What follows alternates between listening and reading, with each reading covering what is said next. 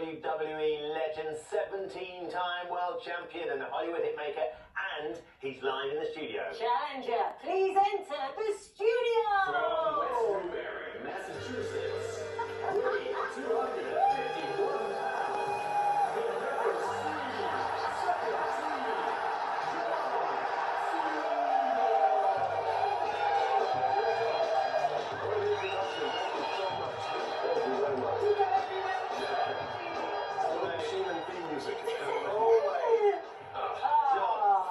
Thank you for coming in. Thank you so much. Thank you for playing along with us as well. Oh, thank you great very entrance. much. Thank you to everybody behind the camera who allows me to look like such a superstar. You are a superstar. John's in town to promote his brand new action comedy. We've seen it, haven't we? Heads of State, alongside Idris Elba. Before we chat to him, let's take a look. You'll love it. Good idea. Mr. Prime Minister. Mr. President. What is it with you walking around thinking you're better than everybody else? You are the Commander-in-Chief. You're not some DJ in Vegas. What's that? That can't be good.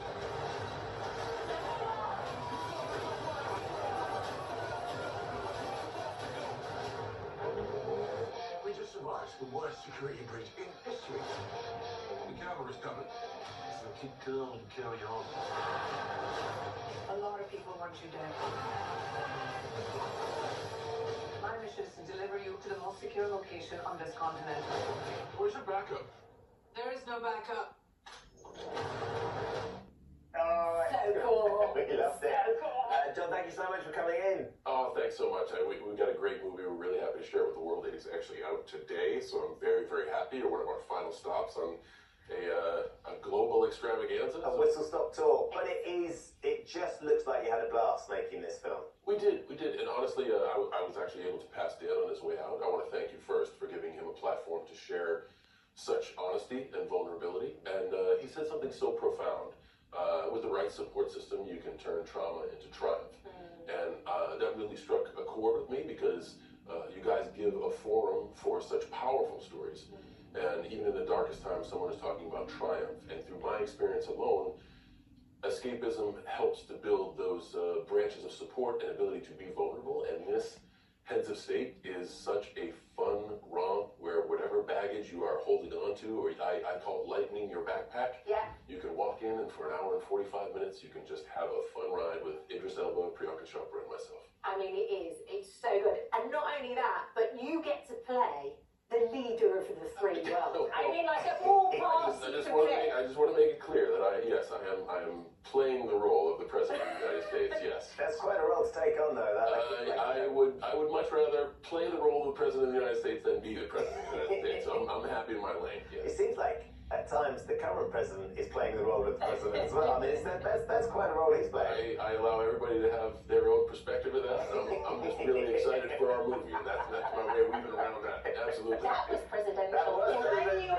That was very political. It was very presidential.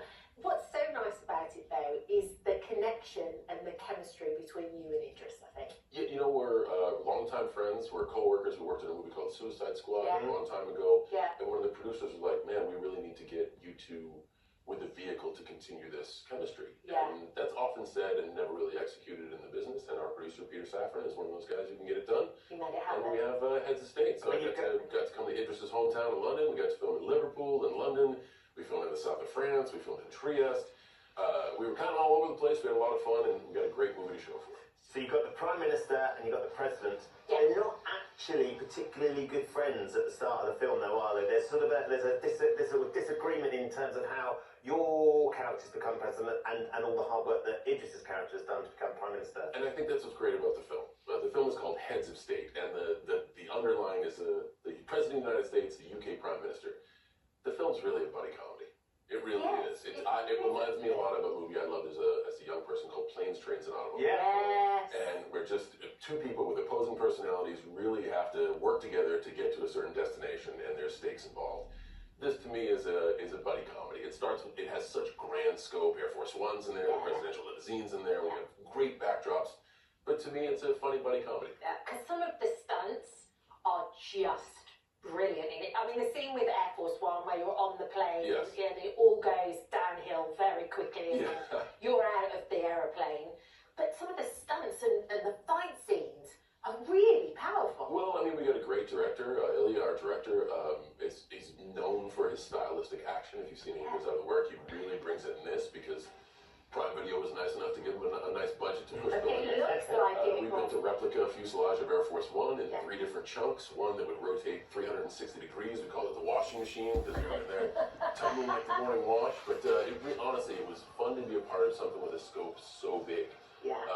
And like I said, at the heart of the story, there's two people just trying to, I guess, have greater appreciation for each other. Yeah. There's a fair bit of fighting in it as well. I mean, your background, of course, as a wrestler, is you've been very physical all your life, and that's been your experience.